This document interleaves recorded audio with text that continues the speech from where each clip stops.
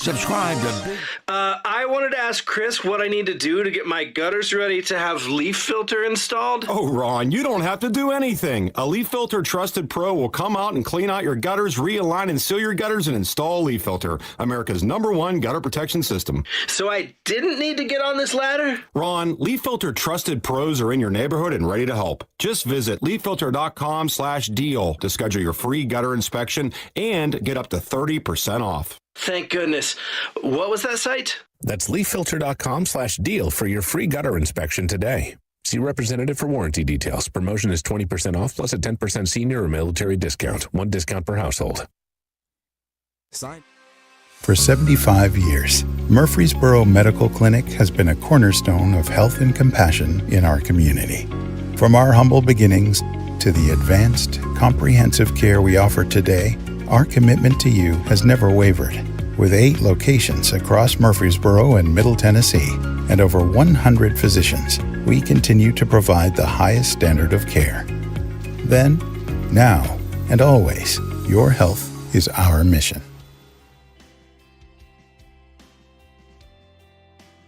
Murfreesboro, FM 100.5 Smyrna, audio and video streaming at wgnsradio.com. This is the Roundtable. A look at the news, views, politics, and people that are shaping Rutherford County. This is Bill Krause. Good afternoon, or I should say good morning. I'm thinking ahead of the day. A wonderful beginning entry into fall, and I love the fall area. I love the breath of fresh air with the rain or the drizzle behind.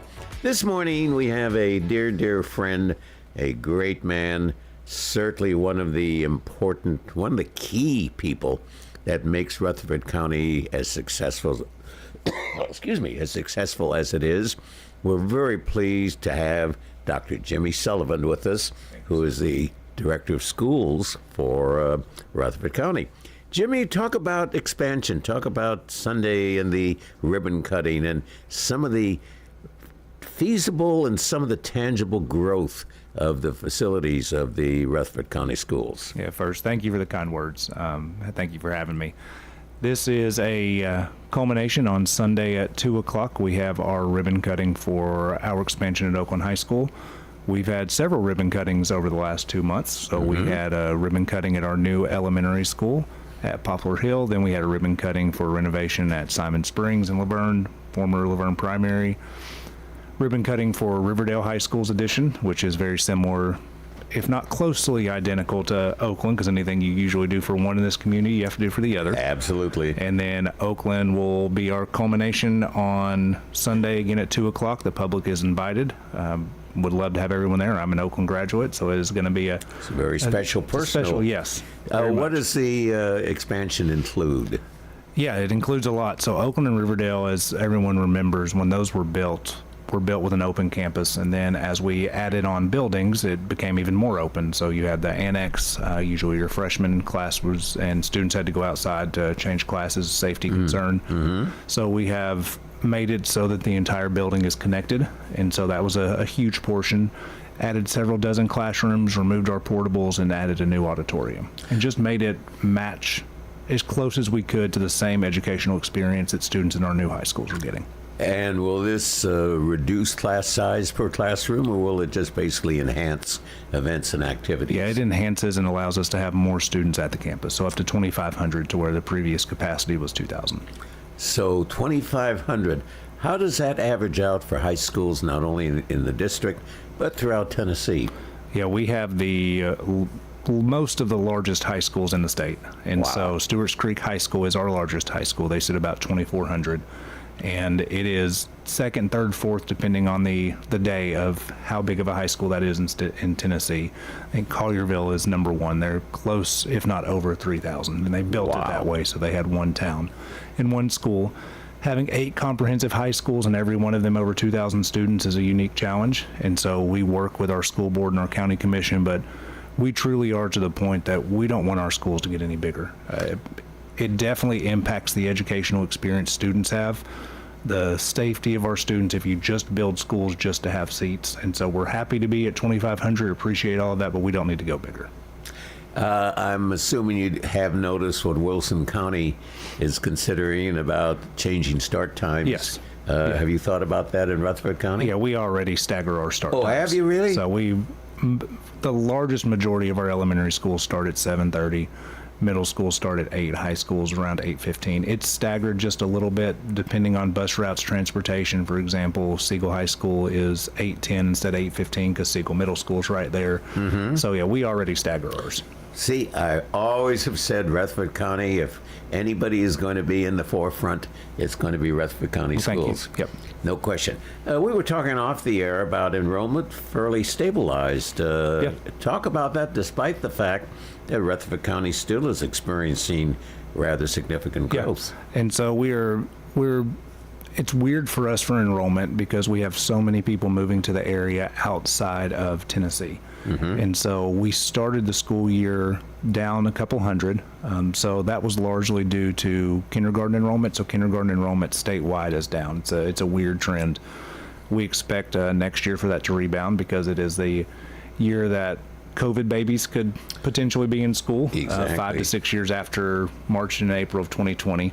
And so that is down, but our middle and high school enrollment is up. And so one of the trends that we're seeing as housing becomes more expensive, less affordable, your new start families with young kids can't necessarily afford to live here. And so more established families with older students are moving here. Wow. And yet you see the massive apartment complexes being built in Smyrna, mm-hmm. which I pass every day on the way to Montlow. Now, yet an apartment is not going to be necessarily a base for a growth population. Yeah, and we have lots of students who live in apartments, houses, duplexes, condos, homeless, and we have students in every situation you could imagine. It's just even the apartments in Rutherford County are expensive. Talk about the many achievements on academic records and academic honors and awards. And so that is one of our kind of biggest success areas. So it all starts with culture, and we talk to our teachers. I visit every school the first week of school just to talk about what our goals are and remind that we are a large district, but what makes us feel small is remaining that community aspect. And our schools continue to reach new heights of success. The state ranks you based on how well your students grow year in and year out, and we are the highest level for at least the 6th straight year. Great. So it's a level 5, and then 32 of our 48 tested schools are level 5 schools. And what we're most excited about is that if you look at every district in the state, you'll see that Rutherford County has the highest growth measure of any district. And to have 140 districts, and we sit at the top with all of the growth, our size, our changing demographics, it's a huge kudos to our teachers. They're making the work happen in the classrooms, but our administrators leading big schools, our central office support staff led by the vision of our school board and that partnership with the county commission. It takes everybody to make it happen. That is phenomenal. Ranking the Rutherford County School District in size within the 95 counties of Tennessee, where do you rank? We are number 4. And so we are behind Metro. Memphis is number 1. Memphis. No, we are way bigger than Hamilton County, Chattanooga now. Okay. So you've got Memphis is number 1, Metro Nashville's number 2, Knox County is 3. If you add Rutherford and Murfreesboro City together, we're several thousand bigger than Knox. Wow. And then we're 5,000 or 6,000 larger than Hamilton County. That is amazing. What may be shocking to everyone listening is where we rank nationally. And so we're being born and raised here. This is not the stat, and it'll probably surprise people. We're the 84th largest school system in America. Oh, really? Out of how many thousands? I have no idea. I just know that those many thousands. Yes, 84th in the America is not what people think of when they think of Rutherford County, Tennessee. But yet the beauty of this, and so much of this goes to you and your team, your board, the quality that you have enhanced. You know, success is not measured just in numbers and size, but the quality that comes out of your classroom. What's the general statistic of high school seniors who plan to go on to college? So we measure it now with college and career. Okay. And so really when you're talking about We don't care if students are going 2-year, 4-year trades. You very well. We have a very successful welding program at Laverne High School. We have HVAC and plumbing at other schools. Students go into the trades and getting a certification, or a lot of times, we're able to get them a certification before they leave, can leave making upper 5, close to 6 figures. And so we want all 100% of our kids moving on to something, whether that's college, career, job, they need to move in. So that's our target. And another qualitative factor of Rutherford County schools, and in my opinion, this is one of the greatest assets, is how have you been so successful in selecting and hiring wonderful teachers? Great question. It all starts again with our culture. And so you, of course, have to have competitive benefits, which we do. I want to thank our board for supporting that over the last couple years specifically. And really the state as well. They made a push that all beginning teacher salaries have to be at $50,000 by next year, so we will be there. And then a couple years ago, we were strategic in making sure that we put our additional funds that we got as the governor's result of TISA to our people. And so that has helped, but it all again starts with your climate and your culture. And so we've been able to attract teachers from across Middle Tennessee, but really across the nation. We, as of last week, classroom core content area teachers had 1 opening. We have about 10 if you include special education, ESL, but we have 3,800 teachers. To have 1 true classroom content area teacher opening, we are definitely not the trend for the rest of the nation. Fantastic. Define or try to describe, and this is maybe not a good question, but I'm still going to ask you, define the culture that you referred to. What is the special culture of Rutherford County Schools? Yeah, we put people first. And so that is truly what it comes down to, put people first.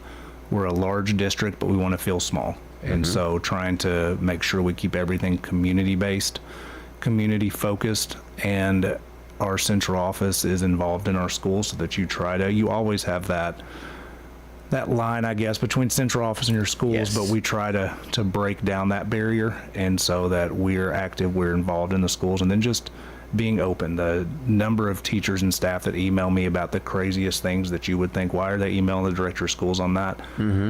We have to have that culture that people know that it's a safe environment to share thoughts, share feelings, share risks. We're not always going to agree, but at least we can hear each other and be respectful, then we're going to be successful. Well, as I said off the air, I have the wonderful pleasure of working with about 80 of your dual enrollment students from Laverne High School. Talk about dual enrollment, because I think that's a very unique program. I like to raise some questions about it.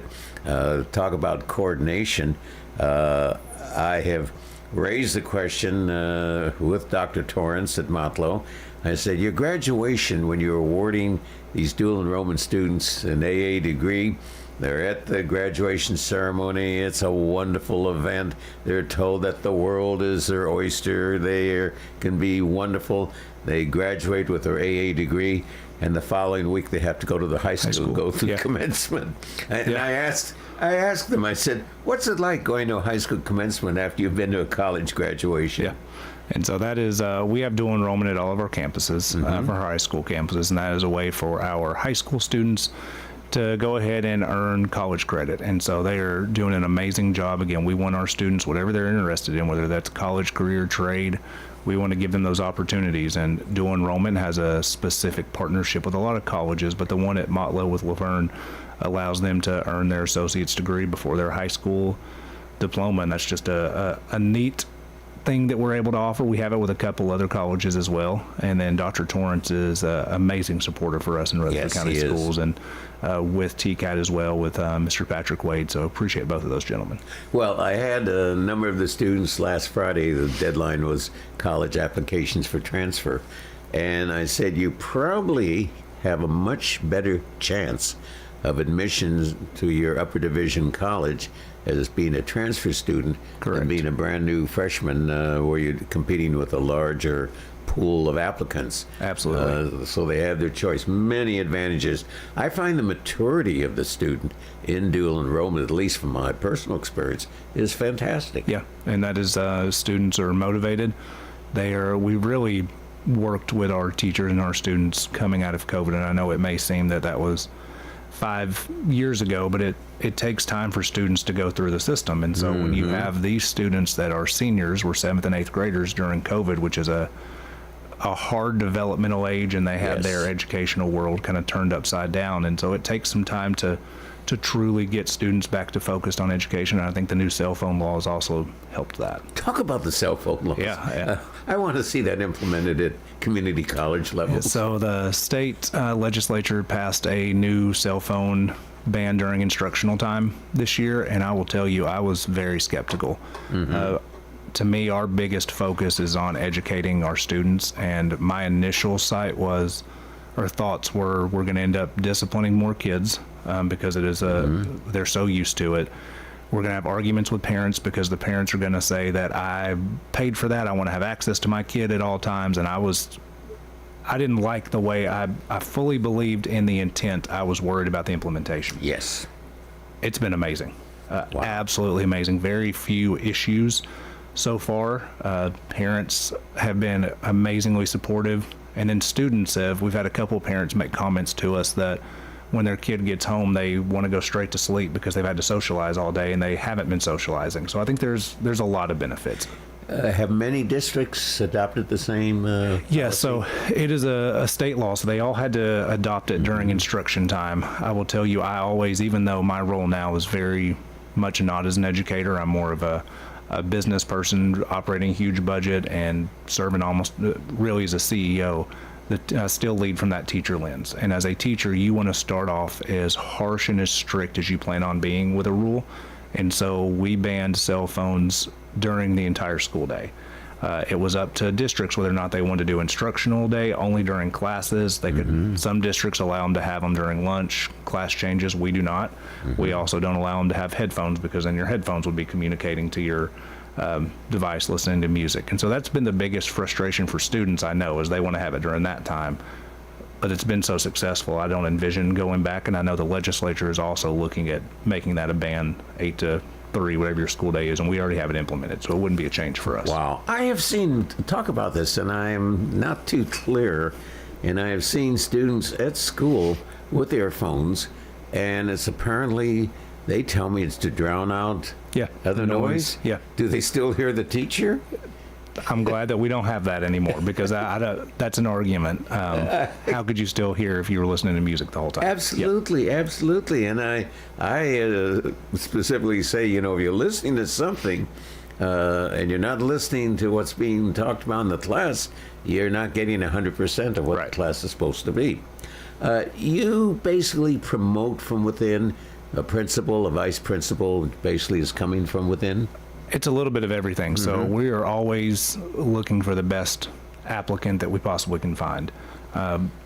Part of our success is we've had a lot of stability. We only had one principal opening this year, so we have 52 schools and only one transition. We had very little of any transition in our central office, and so as a big district, we're stable. But we, of course, have different platforms in place to train our assistant principals who want to become principals, and that is what you would like because they know the system. But there's also a lot of benefits to having other ideas, and so something that we want to make sure is, even in hiring teachers, you don't want teachers all from the same college. You want people with different backgrounds, of just different methods, different strategies.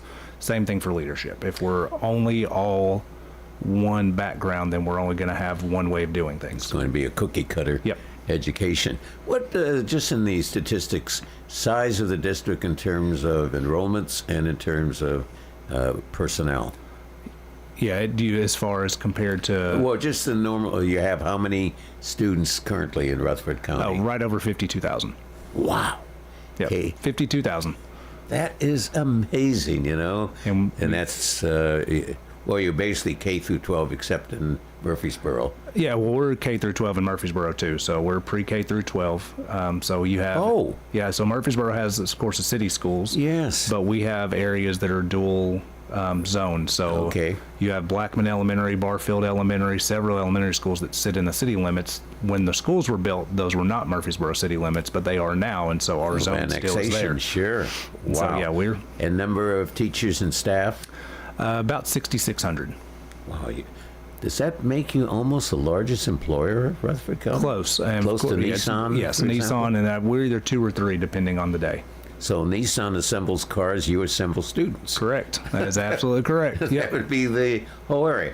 And we can't go without going any further. Talk about sports. Yeah. And so we are, of course, are very successful at not just academics, but our extracurricular. So whether that is athletics or the arts as well.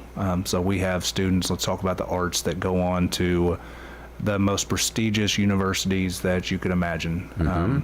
And then athletically, of course, we have Oakland High School with football. We have Blackman, and then Riverdale not too long ago. It's neat because it rotates, and so it's not just 1 or 2 schools. Of course, Oakland's had the dominance with football, but for the rest of our sports, you have Central and Siegel for cross country and tennis, and so we're a great place to be. And a lot of scholarships. Tons, and that's what is tough for the general public. Why do you put so much of an emphasis on sports? Kids' lives are changing because of the opportunities with their talent, and then good coaching, good facilities, and they earn scholarships just like your academic scholarships would. And even with the community involvement, I mean, how many parents and grandparents are you touching with sporting events? Absolutely, yeah. Thousands. Absolutely. And it creates an affiliation. Talk about some of the extracurricular activities outside of sports. Music, theatrical, science exploration. Yeah, whether it is robotics, JROTC for military, of course. That is part of the school, but also extracurricular. We excel at all of them, and we just want to make sure that our students have those opportunities, that if they're interested in, that athletics doesn't just get the shiny object and athletics gets all the focus. Whatever our kids are interested in, we want to make sure they have that. And you touched upon it earlier of the post-COVID academic world. I have seen a significant change. We talked about this off the air in terms of the students' perception, the students' insights, the students' opinions of the world they're living in. And I have to say, and this is almost universal, there's a increase in optimism about the future by the students, whereas during the COVID era, it was more of a survival atmosphere rather than a quote, feeling great about tomorrow. I find that a number of the students, and you know, it's kind of interesting that with the dual enrollment students, it's sometimes hard to realize that some of them are 16 and 17 years old, and I'm looking upon them as at least 18, college students and what have you. But I will tell you, some of those 16-year-olds are mighty, mighty input. Yeah. We will be right back after these special words from those that pay the bills.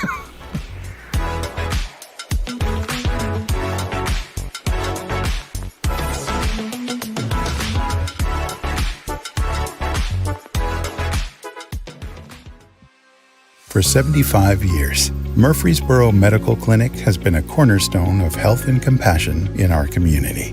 From our humble beginnings to the advanced, comprehensive care we offer today, our commitment to you has never wavered. With 8 locations across Murfreesboro and Middle Tennessee and over 100 physicians, we continue to provide the highest standard of care. Then, now, and always, your health is our mission. Do you get sinus infections, congestion, sinus pressure and pain, sinus headaches? You've gone to the doctor, you visit urgent care over and over again, and it's always the same thing, right? Oh, I know. Let's try antibiotics and some nasal sprays. But the infections just keep coming back. You may suffer with chronic sinus infections. The good news, relief is possible. How? A minimally invasive procedure done in the office of Murfreesboro Sinus Center called balloon sinuplasty. Imagine the relief of not having to deal with your chronic sinus infections. Do you suffer with chronic sinus infections, pressure, pain, congestion? Set an appointment today with Murfreesboro Sinus Center and find out if balloon sinuplasty is the solution for you. Call 615-649-4590. 615-649-4590. That's 615-649-4590. Good Neighbor Events is brought to you by the law offices of John Day, AmeriCare Pest Control, and Old National Bank. This is a paid legal ad. At the law offices of John Day, we take only real cases that make a real difference. The law offices of John Day took the burden really off of my shoulders. So if you think you're going to get rich quick with a frivolous case, I'm not the lawyer for you. I want you to know that I appreciate everything you have done so much. I know you went over and beyond. If we're not able to help or aren't the right lawyer for you, we'll do the best to point you in the right direction. If you've been injured, call the law offices of John Day for a free consultation. WGNS encourages you to shop local. Let's patronize our local family businesses. Our hats off to the Rutherford County Sheriff's Department's school resource officers. Their 5th annual charity golf tournament is all day this Saturday at the Old Fort Park Golf Course, and all the proceeds help needy and special needs children. Thank you to the SROs. Hey, are you new to town? Maybe you'd like to learn more about our local community. Head on over to the one-room Ransom Schoolhouse this Saturday, anytime between 9 in the morning and noon. The Rutherford County Historical Society is there to share local history and answer your questions. It's all free. Again, that's anytime. Just drop in 9 until noon this Saturday at the one-room Ransom Schoolhouse. That's at 717 North Academy Street. Oh, this is always fun. The Puppy Plunge is this Saturday morning at 10 in the outdoor pool at Sportscom. Don't miss that one, and bring your pups with you. 10 o'clock Saturday morning. The Puppy Plunge. It's free in the outdoor pool at Sportscom. Those are WGNS Good Neighbor events. Rutherford weather. We'll see a few scattered showers and thunderstorms here this afternoon with cloudy skies and a high in the low 80s. Tonight, slight chance for storms, a low near 63. I'm meteorologist Jennifer Wojcicki from the WGNS Rutherford Weather Center. Currently, it's 71. WGNS is powered by Middle Tennessee Electric. MTE's EV Ready program provides members with $50 in bill credits toward the installation of wiring to support 240-volt charging in their garages. Learn more at driveev.com. This is the Roundtable from News Radio WGNS on FM 101.9 and AM 1450 Murfreesboro, FM 100.5 Smyrna. Listen and watch at wgnsradio.com. Hello again, Bill Krause on the WGNS Radio Roundtable, the Thursday morning edition. And this morning we're visiting with Dr. Jimmy Sullivan, who is the Director of Schools for Rutherford County. How long has it been? 50 years. How many? No. feels like 50. Like yeah, this 50. Is year 4. Year 4. You were 2 years old when you began. Year 4. Wow. Let's talk about the early history of Jimmy in terms when you initially decided to go into education as a professional career. What were your thoughts, dreams, and goals at that time, and how has that either changed, been modified, or reinforced from the time you made the decision to take the first class undergraduate that was leading you on the journey to where you are? Yeah. So I wanted to be a meteorologist. As a young kid, that's what I wanted to do. Mm-hmm. And I went to St. Mark's United Methodist here in town, and we went on a mission trip to inner city Chicago my junior year. Mm-hmm. And just randomly, because we did random draws, got placed at a preschool in inner city Chicago with very few, if any, students who spoke English as their first language. Wow. Spanish was primarily. Yes. Mm-hmm. And that just experience over that week and a half of working with students. What was the age bracket? It was preschool. 3 to 5, 3 to 6. When they're still kids. Yeah. And so that just changed my perspective, and that was the kind of catalyst for me. It felt like it was a God thing that, especially on a mission trip, that's where. And I was exposed to education, wasn't really on my radar. And from that point on, I wanted to be in education. I went to Tennessee State University in Nashville. Mm-hmm. And so that was where education training was for my bachelor's. And then working in some of those schools, it is definitely a challenge, and opens your eyes to some of the challenges students have. And coming back to Rutherford County, that has definitely helped as our demographic has shifted as well. You grew up in Rutherford County? Oh, yeah, I was born and raised here. Lived here my whole life. Well, I guess except for about 6 months, 8 months, I lived in Wichita when my dad went out there to be a assistant general manager, the general manager of the Wichita Pilots. It was a AA baseball team. Wow. I didn't know that aspect. Larry Schmitto, so baseball's a big spot. Big owner, former owner of the Sounds, had hired my dad, and he was assistant GM of the Sounds for a couple years in the 80s. And so he bought a AA team, and my dad went out there and ran it for a couple years. And so was baseball of your sports your most? Basketball.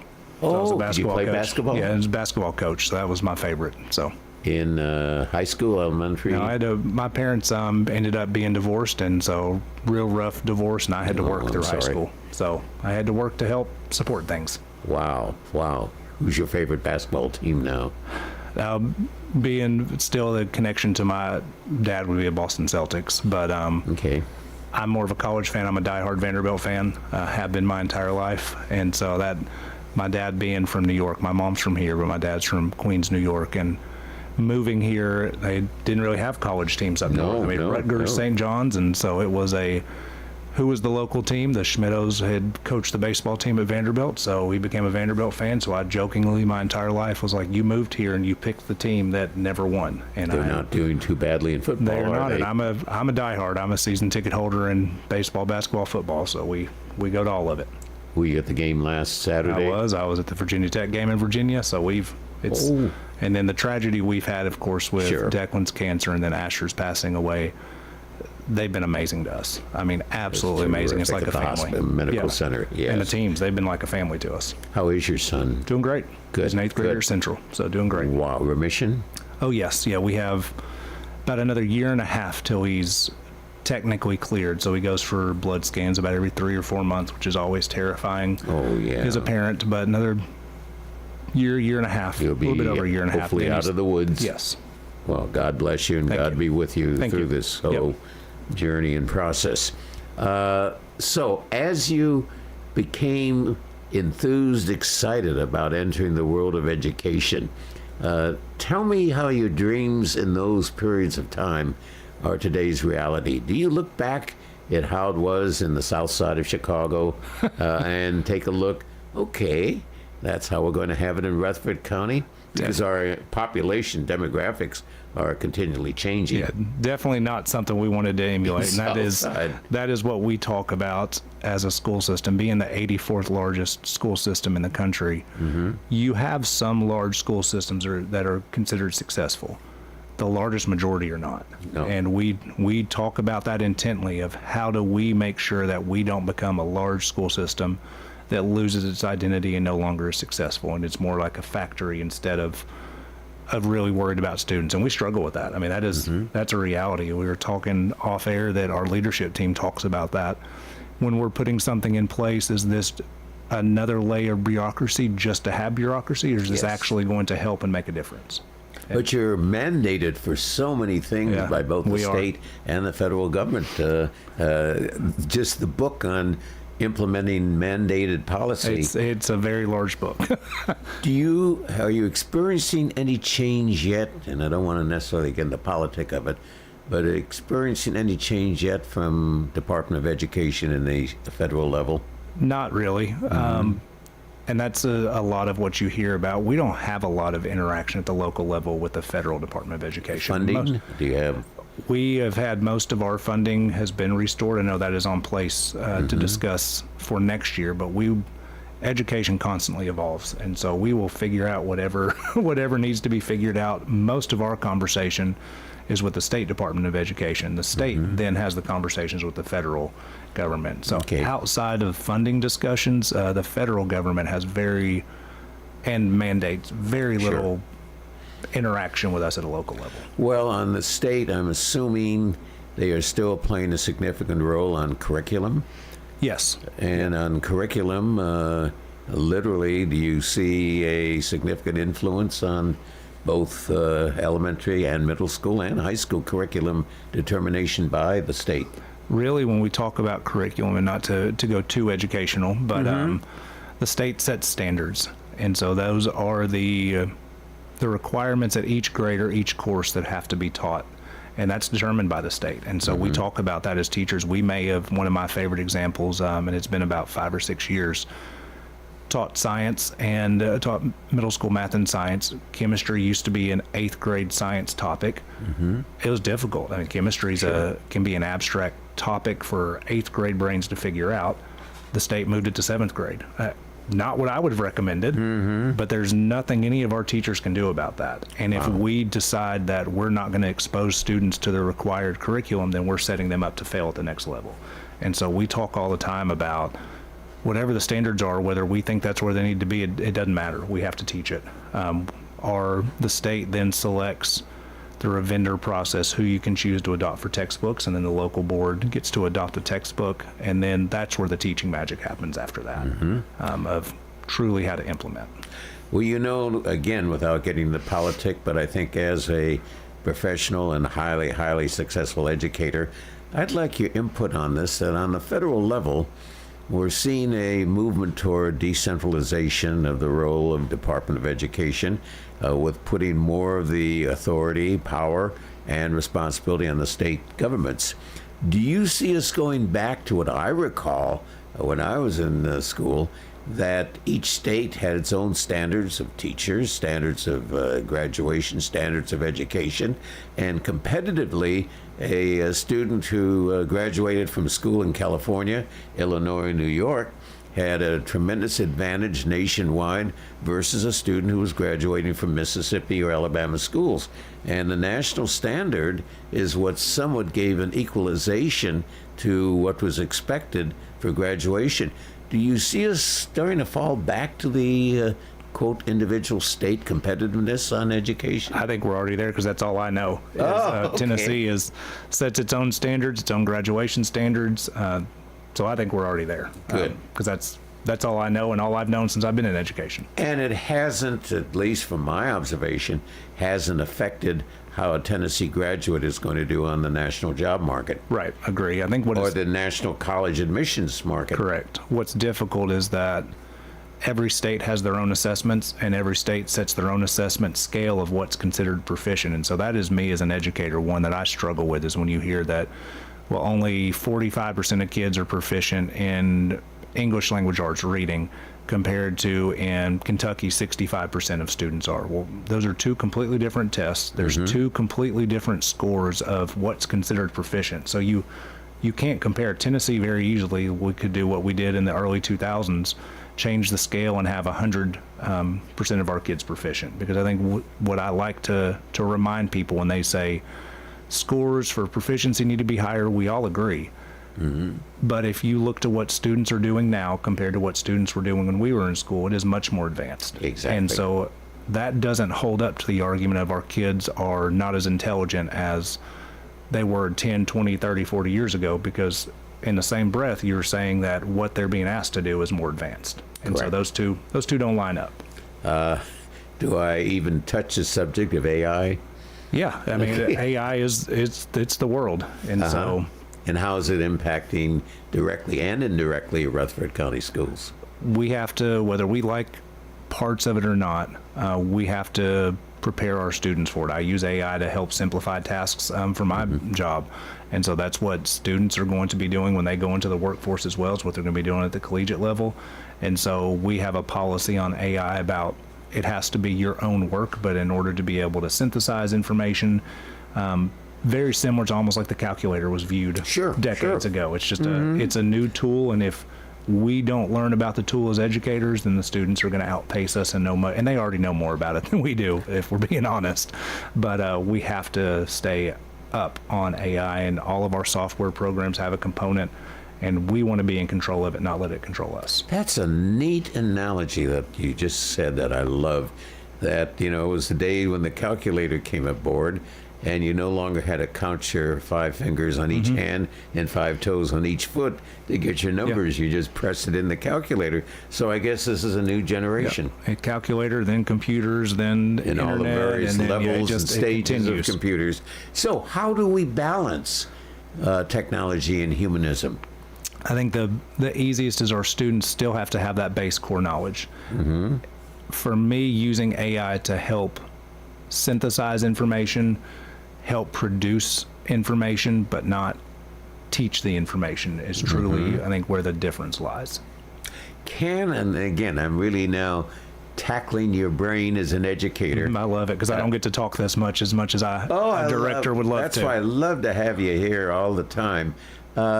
Can we have information overload being taught? Oh, absolutely. And yes, how do we without a handle doubt. information overload? And I'm talking elementary school, not necessarily middle or high school. It's tough. And then you talk about the technology component. We've really tried to go backwards a little bit on the technology component, the cell phone portion being one. Mm-hmm. We were 1-to-1, so one device for every student during COVID. We've backed off of that, and so we are 1-to-1 at the high school level, preparing them for college or career.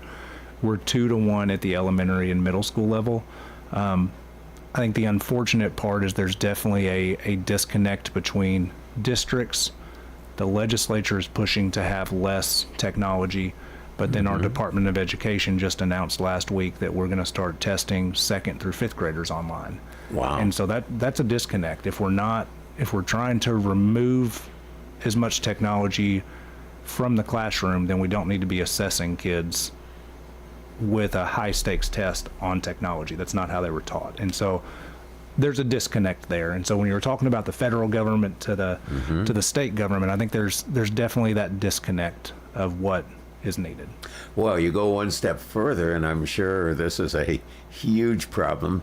How many parents are not equipped, really, from their experience or their earlier education, to be able to be a tremendous resource to their children on homework? Especially as you get into your upper courses. Declan, my 8th grader, if he goes into physics in the junior and senior, I don't have a background in physics. So, yeah, it's tough. I mean, I experience it myself. So. That's an area that has fascinated me because I've been doing for Columbia State, besides teaching there as well, I do all of their ACT preparation. Okay. And I'm amazed to watch what's happening to ACT. They're now cutting out the science. They are. Tennessee is still including it for this year. So we're still preparing our students for like it were included. But what happens after that? Don't know. And they ask, well, why am I doing this? And I said, well, it's no longer, ACT is no longer really a college admissions criteria. It's a scholarship funding criteria. And they said, I don't know if I can do this. I said, you can do this. Right. You Absolutely. can.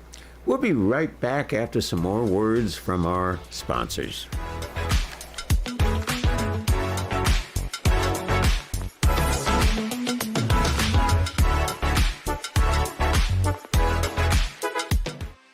For 75 years, Murfreesboro Medical Clinic has been a cornerstone of health and compassion in our community. From our humble beginnings to the advanced, comprehensive care we offer today, our commitment to you has never wavered. With 8 locations across Murfreesboro and Middle Tennessee and over 100 physicians, we continue to provide the highest standard of care. Then, now, and always, your health is our mission. Sign-ups are going on right now for First Shot's Winter Basketball League in Rutherford County. Coach Andy Herzer guides kids to sharpen basketball skills and build teamwork through exciting clinics and games. Since 2003, First Shot has empowered youth to grow in mind, spirit, and body. Don't miss out. Join the fun and develop lifelong skills. Visit firstshottn.org today and register for the Winter Basketball League. That's firstshottn.org. What's the location of your emergency? I think my kid OD'd. Hi, I'm Craig Harris. I'm County Commissioner of Rutherford County. One of the reasons I ran for office is because I wanted to bring awareness to the opioid epidemic that's impacting our county. To stop providing this epidemic with people as we educate. We have a lot to do, and we have to come together as a community because this problem's not going away.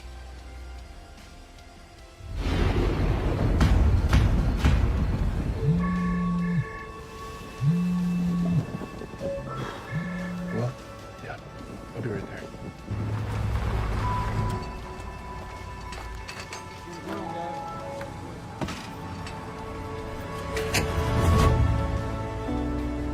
It takes all of us to power a community, both in plain sight and behind the scenes. Middle Tennessee Electric, bringing good energy.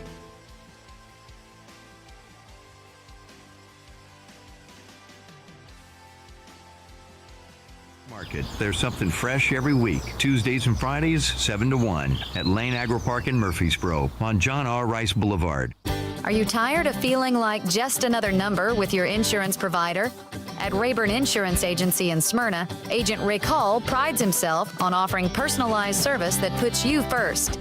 Every client's needs are unique. From personal home and auto coverage to tailored business insurance, Rick Hall's got you covered.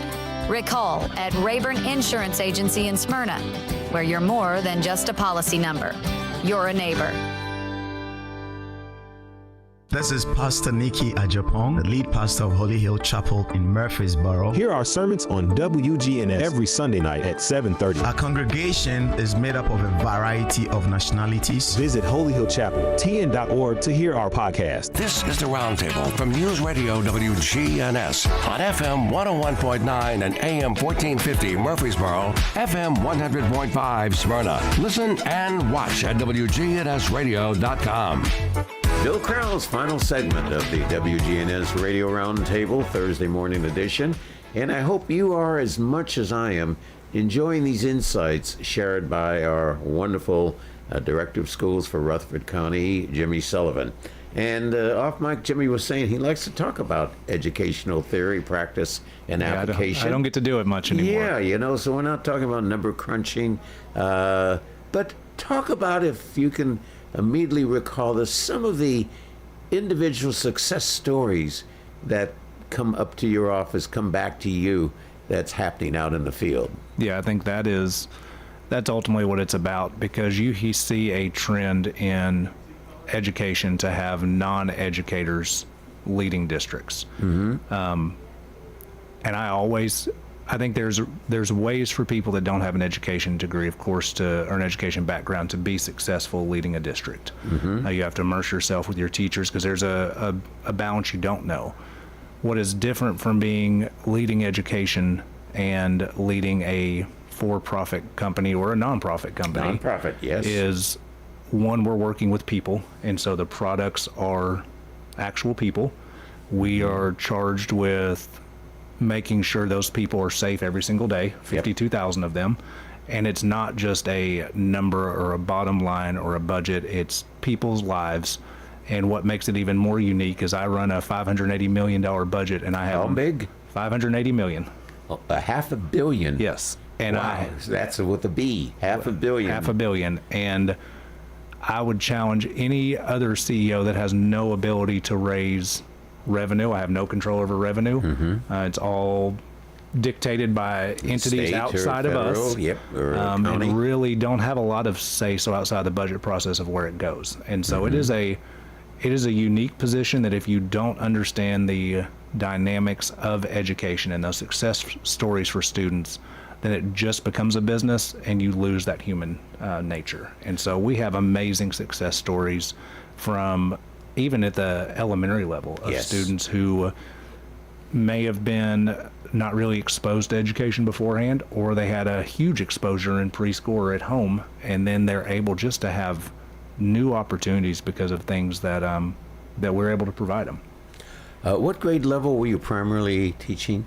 I was middle school. So you never were in the elementary? No, I was in middle school. Which is the toughest? It's the toughest, which is why yes, it is. They all, Donna, it is. They all have different, unique areas, but middle school, of course, high school is where you're really dealing with students going out into the world as soon as they're leaving you. So that could arguably be the hardest. Elementary, they don't have a background, and so they're still really needing you, so that I could argue that's the hardest. The attitudes and the just changing and lack of impulse control in middle school is tough. And so my kid was a 7th grader last year, and so I always say 7th grader. Middle school is considered the armpit because it's the armpit of middle school, and then 7th grade is the armpit of the armpit, and it's tough. I hope I don't get into trouble saying this.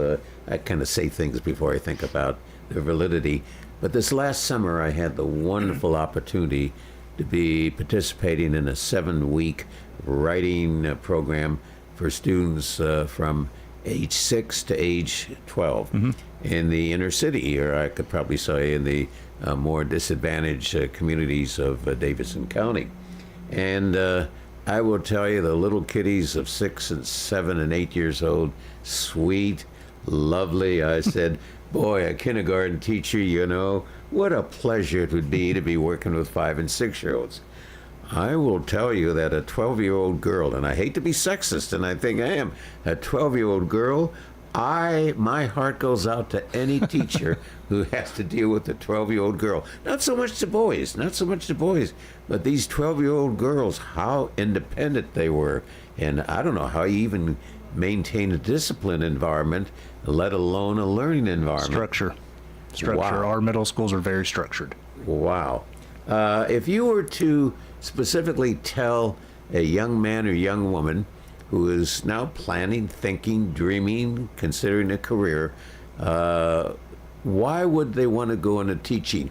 I have a assignment in College Success, and I said, tell me your most ideal job you would like to work toward if money and benefits were not a factor. What would be the desire of a particular job, again, if money or benefits were not a factor? Yeah. Education to me is still the best job. I don't question that any day, and I wouldn't question anybody, and I would encourage them to do it. There's a lot of negativity on the local, national, state level around education, and the reason there's negativity is because everybody's impacted. Yes. And so truly, if it's a personal, education's personal because it involves people and it involves their kids, and nothing's more personal than that. And you hear the negativity, but that's not the reality of what goes on in the largest majority of our classrooms. People don't go out and share, my kid had a great day at school today. That's not a popular news story. Wow. And I know that you, of course, have family in the news business. It's just not a popular story. And so you are still someone that's interested. You can make a living. You can be successful in having an impact on people, and you're not stuck looking at spreadsheets and having to hit sales goals, and no disrespect to those areas because we have to have them. Sure. But you are working with people and you can directly see your influence. You know, it's kind of interesting you just mentioned that. My wife, who had taught 32 years in California in the beginning 2 through 6th grade levels, had retired when we moved to Tennessee in 2003. And found a old book that was given to her when she retired from her school district, and they had compiled letters from former students all in this retirement book, and she was sitting there reading the letters. Now this goes back quite a few years ago, but just how her eyes twinkled and how she livened up. I'm not so sure she remembered the actual student, but the words that were shared. And I don't know if there's too many jobs that you could be looking at the appreciation sent by the, I'll use a political term, the constituents that you serve. And she, you know, just was a total glory is the best way. But on the other hand, do you have to be of a certain personality, certain behavior, certain outlook toward life to be a good teacher?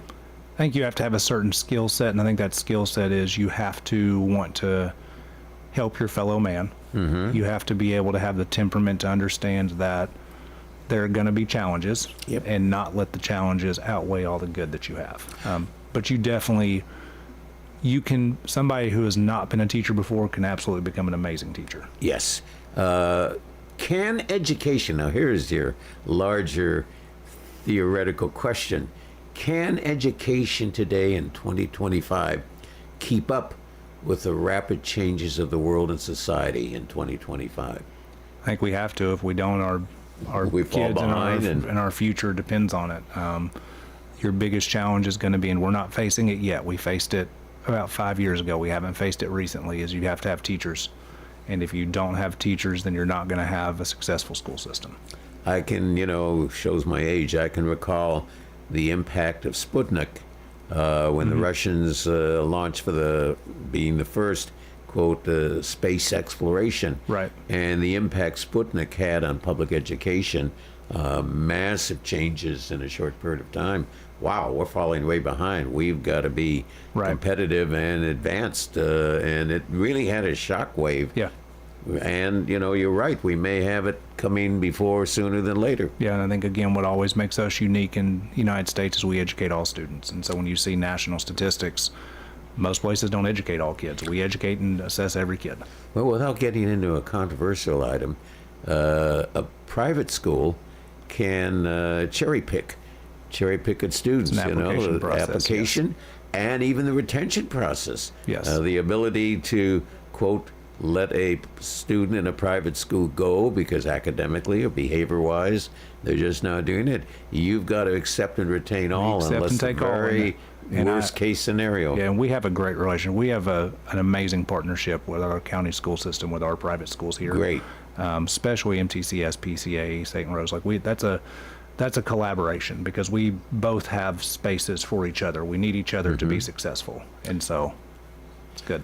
And also talk about how the population, and I'm getting in diversity, not in the true sense, but diversity that we have a number of people who moved in the community from around the world. Yeah, absolutely. I am amazed to see the large Egyptian-based yes. community here, Yes. and how we deal with the various cultures. How is that being addressed? Yeah, I think we teach kids, and so that is kind of what we focus on. We don't care about background. We're not going to get into the political world. We teach kids, and that's what I ask our teachers to focus on as your students. And language acceleration? That's tough. I mean, it is. When you have a large population who doesn't have English as a second language, and it's not a secret, that's been a changing demographic for us. It's tough to teach when you don't share the same language, so you have to work on English language acquisition as quickly as you can for our students, while also respecting their family values and boundaries, but ultimately making sure that our students are learning English and that we can communicate. And the absorption of culture. Yeah. I mean, they come not only with a different language, they come with a culture that is quite different. Yeah, absolutely. Than what our standard may be. Just being respectful of everyone's. Probably one of the most difficult questions, and really kind of raises, and I experience it tragically more often than I really want to, is how many children are coming from problem area homes. Yeah. And whether it's domestic violence, which is certainly the extreme, or just domestic difficulty. Right. And does a teacher, does a principal, a vice principal, a counselor suddenly have to enter into a field well above teaching? Yeah, we hope not, because ultimately our job is to educate. We're not mental health professionals. That needs to be kept to the mental health people. But we also have to make sure kids are there to learn. And so that definitely can be a balance at times. Does a teacher have to learn to observe signs of mental illness? Definitely, yeah. Definitely. And then you have a process of how they... Yeah, and it all goes through the parents. So the parents have to be the key one. Wow. Yeah. Closing comments. Optimistic about the future? Absolutely. We have a great school system, a great community. Being born and raised in this community, it's special to me. It's not just a job. It's a calling, and a lot of people don't get the chance to lead the school system that they were educated in. So it's... And a reminder of Sunday 2 p.m.'s ribbon cutting? Oakland High School. Everybody's welcome. And what kind of events? Are you going to have food? Oh, yeah, they'll have food trucks, that kind of stuff available, and the ribbon cutting right at 2, followed by a dedication in the auditorium. And you've recently had some other ribbon cuttings. You have any more forthcoming? This should be it until Poplar Hill Middle School in July. We'll be looking forward to that. Dr. Jimmy Sullivan, you are truly one of Rutherford County's assets. Thank you. I'll go even further in saying you are truly a poster. I was going to say poster boy. That's not a good one. You're truly a poster man for what educators nationwide should be, because you bring to the job, you bring to the responsibility both a heart and a head. Thank you. You have the heart for people, and you have the head for knowledge and resource allocation. God bless you. God bless your family. We were so pleased to have you with us. Thank you.